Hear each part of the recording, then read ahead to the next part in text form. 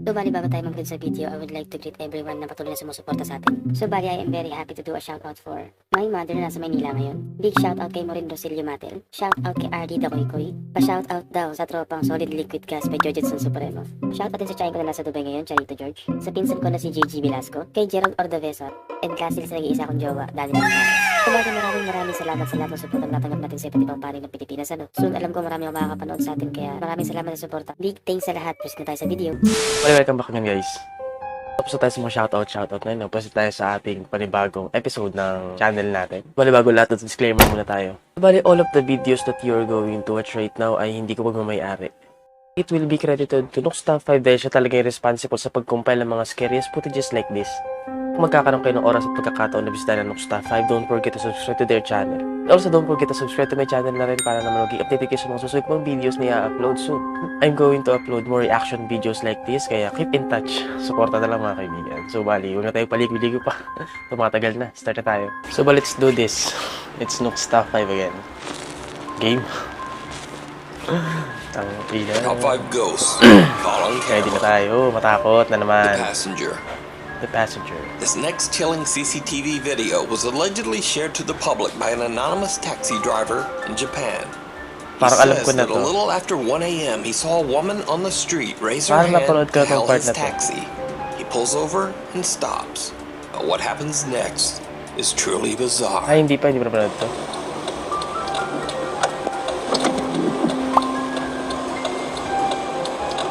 Tumigil siya para isa kayo babae. Then, pumasok sa pinto, nagsara, walang sumakay. The taxi driver remotely opens the door in the back with a switch, expecting the woman to step inside the vehicle. But when he looks again, there's no one there. Okay. So, the confused driver simply closes the door and drives away. But just a few minutes later, he drives through a tunnel on the road. Without him knowing, his drive recorder captures something absolutely terrifying.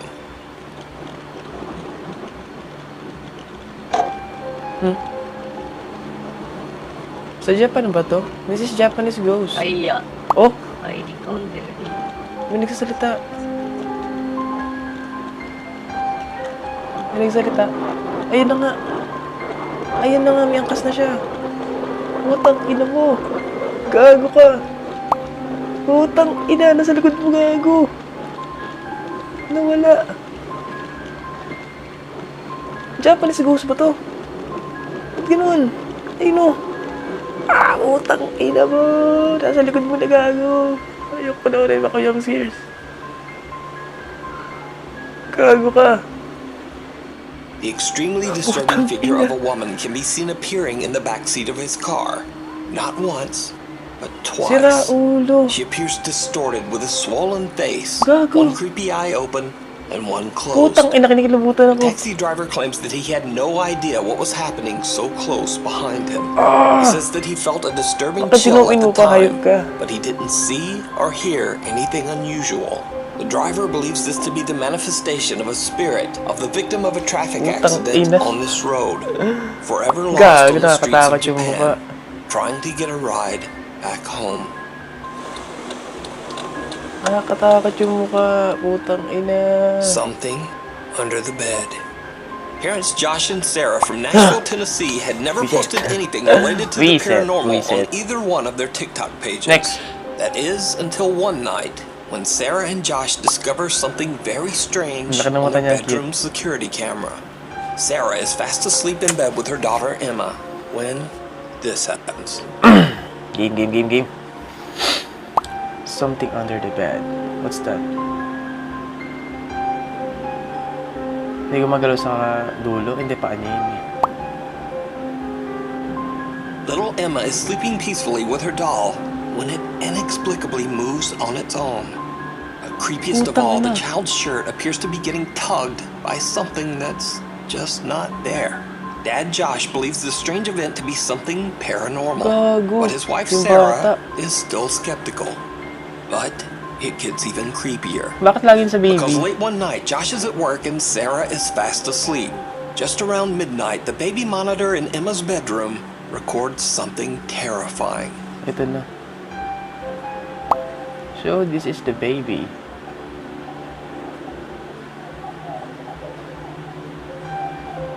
May kinukuha sa ilalim. That was the boogeyman. Don't go under the bed. Don't go under the bed. Oh my God. Tangin ng bata to. May kinukuha siya. It's a bait. It's a bait. Putang ina mo. Hinuhugot. Hinuhugot. Alagago. The TV in the room is on and little Emma is awake and seems to be curious about something underneath her bed. When she goes to investigate, the little girl appears to be getting pulled underneath the bed. Emma starts to cry and yells out for her mother, who soon wakes up and comes to her rescue. But just what happened to little Emma is unclear. Josh explains that he has no idea what happened to his daughter. He shows in a video that the space under Emma's bed is too small for any... So what do you think happened to little Emma? Could it be that some dark presence has attached itself to the toddler? Or just what is going on here? Let me know what you think. The Haunting in Holland, Part 2. So may part 1 to. So, a month ago, I featured a spooky video from an anonymous Dutch YouTuber named Sabia L. This is the part 1. Ang ganda ng bahay mo, tapos may multo ah.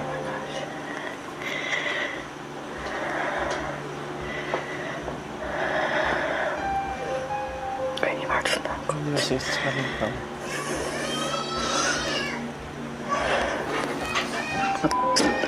Oh my God. Oh my God. Intentionally flickering? Or something like remoted? Parang horror movie ano? Kada sa mga horror movie ganito eh. Talaga nag-flicker yung ilaw, tapos after a sudden meron kang makikita sa loob. Putang ina mo. Nag-lock-load ko eh. Bukas yung mga ano niya, bukas yung mga drawers niya. Tang ina mo, umalis ka na sa bahay mo, gago.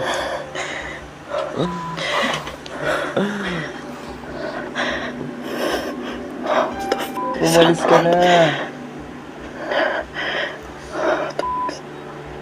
Paano ulo, gago? Paano ko sa laki-laki ng bahay? Mas isa ka lang, bobo ka. Kaya ako nag-boarding ako sa maliit na bahay lang eh. Ayun na, lumabas. At the time, the video was a bit of a mystery, as all the information I had was her YouTube username, Sabia L, and that she was living in Holland. But since then, I've actually been able to contact Sabia and ask her about her videos.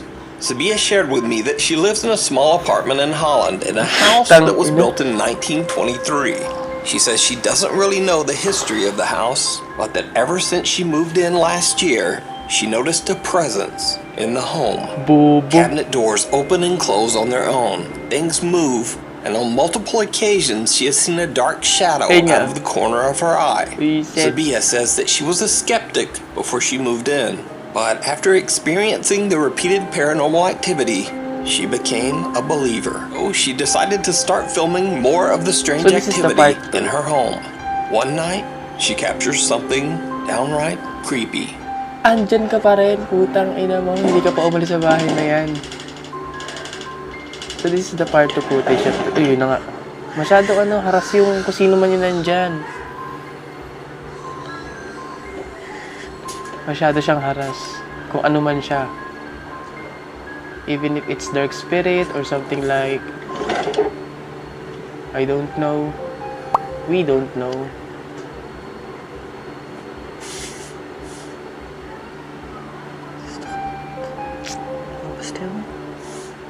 You should be more secure about that. Mas maging secure ka lang at babae ka. Make sure na wala jump scares ah. I really hate jump scares. I truly really hate jump scares. Sa totoo lang. See, that's what I mean. That's that light. Siguro yung ghost is gutom.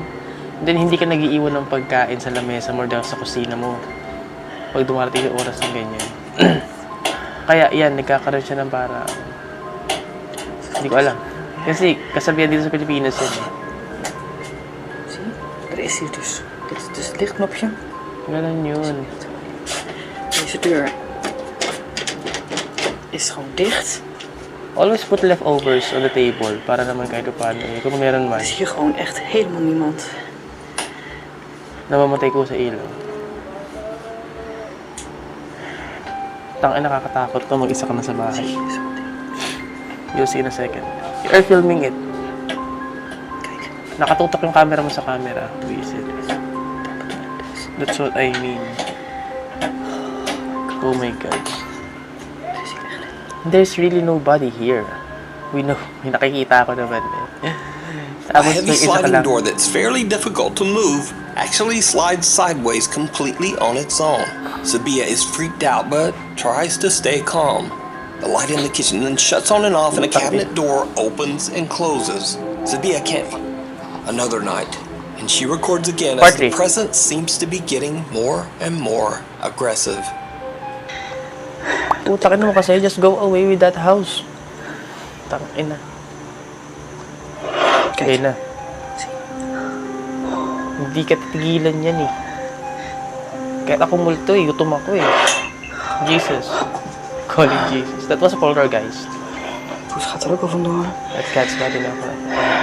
Puta, basag. Harap-harapan ka ng ginaganyan. Harap-harapan ka ng ginaganyan. Wala ka man lamang ginagawang aksyon. Bakit ka ganyan?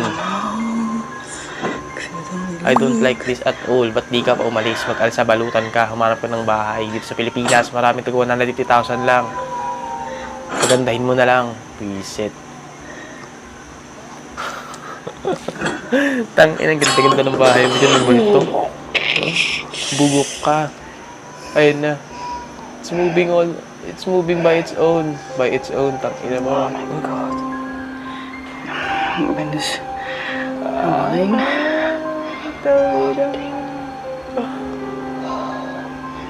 Oh, that thing. Oké, ik ga hier weg. Ba't di ka patay mga ilaw Te veel in mo? mijn huis. And then, only 2 days later, Sabia captures something else. Something absolutely Bakit apoy horrifying. nyo? Parang fake. Ayun na. Oh. The light. Every time. Okay. I guess. Leave. Oh Jesus, leave. Pinapaalis siya. Hayop ka. Umalis ka na. What is that? So you're not welcome on that house. She is not absolutely welcome na tumira sa bahay na yan. Why? Sabia watches from her bedroom as all of her lights flicker on and off. She suddenly hears the voice of what sounds like a young girl, but the voice is so low and muffled that it's barely comprehensible in Dutch. Leave. But that's not even the creepiest part of the Puta ka, ang tagal video. naman ito. Because, did you see it? Watch one more time. Puta ka na zoom in pa, gago. Ayun, may... Doon ba? A horrifying dark figure can be seen Yun nga. standing in Sabia's living room, seemingly watching her from behind the sliding door before saw it it. disappears into thin air. Oo nga, meron nga. So is Hindi ko napansin Sabia's home kanina. haunted by a dark presence? Let me know what you think.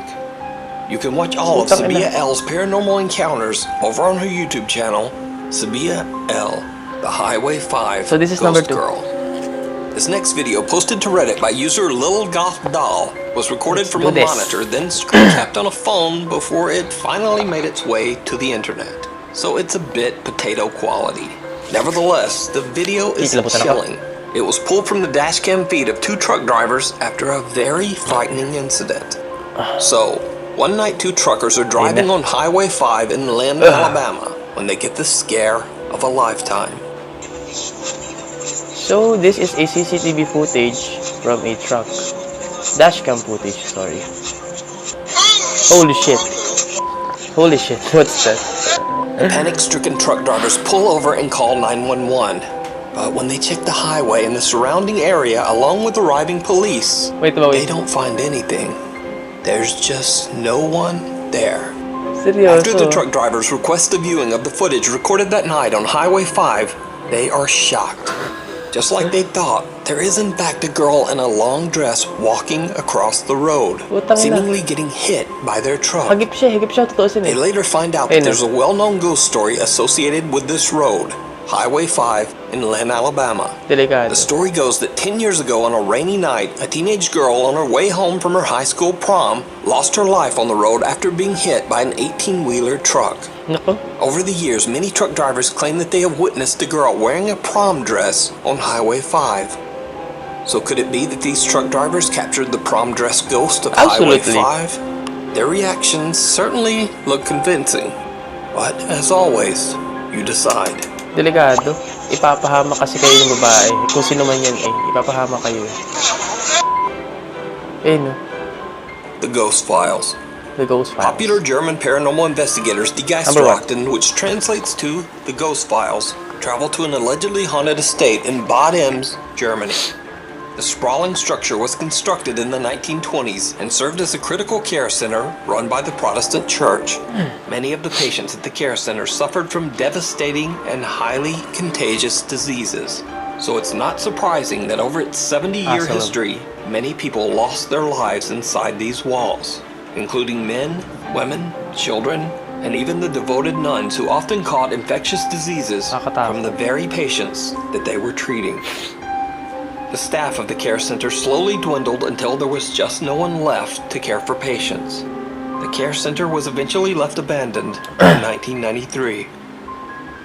Cut to current day.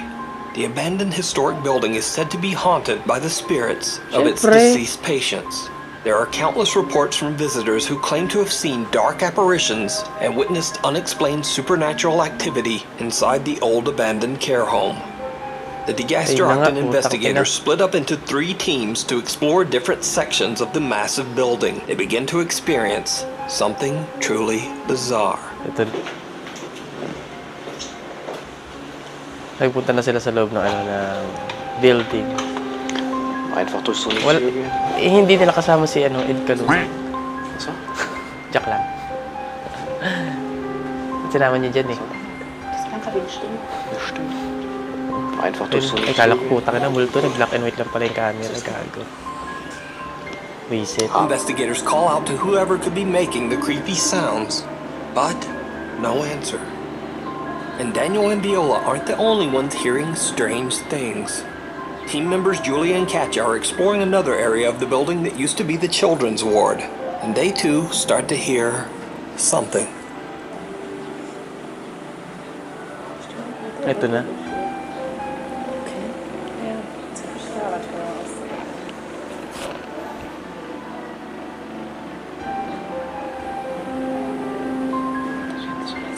That sounds like child screaming inside the door.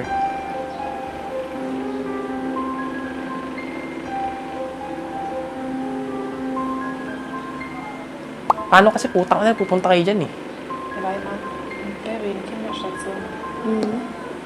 Julia and Katja also hear the creepy voice of a child coming from somewhere inside the building. Later into the investigation, Daniel and Viola start hearing unexplained footsteps on a stairway and begin to feel like someone is watching them. They set up a thermal imaging camera and connect to a large screen so that they can watch in real time. They sit down on the stairs and start to ask questions directed to any spirits still lingering in the abandoned care home. The two witness and capture something absolutely chilling. So they are going to interrogate the ghost, I guess. So, as you can see, nakikita mo yung init ng katawan nila dun sa thermal camera. Once it turns red, ibig sabihin, buhay ka. Komm doch mal zu uns. Why did you come on? Setz dich doch mal zwischen uns.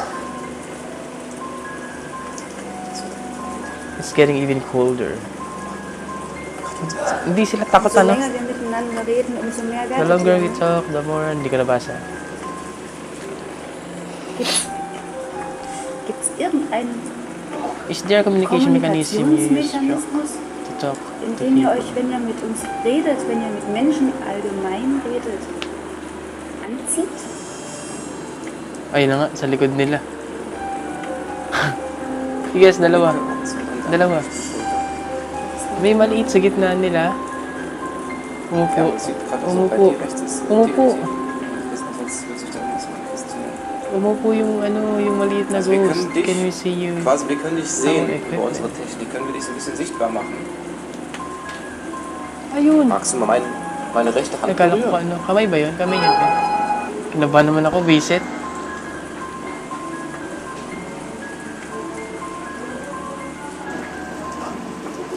He's grabbing on something. The investigators watch as thermal shapes and distortions seem to appear all around them. Ang dami. One figure seems to rise up right between them, and another shape even seems to touch Daniel's hand. They decide to just get out of there. Using their walkie-talkies, they call the rest of the team back to their meeting point. But whatever is in the building seems to follow them. What happens next shocks them all. Ito na. Ito yung pinakamagandang footage sa lahat. Hier an der Treppe haben wir unten. We saw an orb and hear the voice. Hallo? Hello. Basta don't run. Parang aso yan eh. Kapag tumakbo ka, habulin ka eh. Diba? Behind us.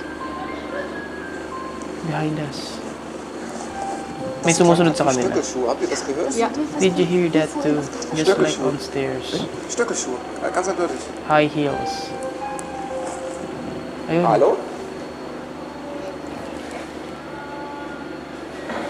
Ayun nga. There's a loud banging. What's that? May dumaan. May dumaan. It's faintly disappear. Uy!